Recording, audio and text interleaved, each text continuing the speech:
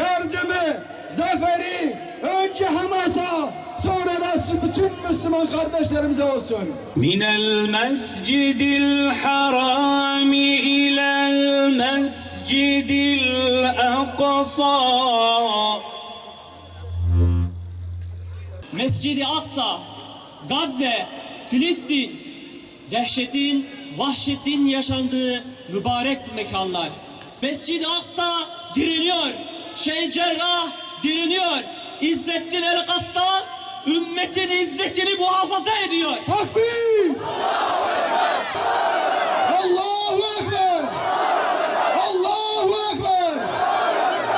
Saati dahi şaşmadan cevap verebiliyor. Takbir! Takbir! Takbir!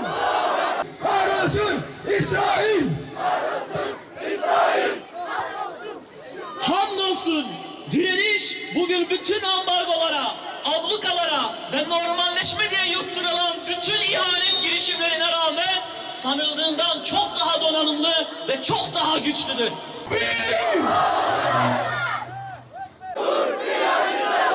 Takbir! Takbir! Takbir! Mescid-i Aksa'nın, Şeyh Cerrah'ın korkusuz gençlerine ve çocuklarına selam olsun.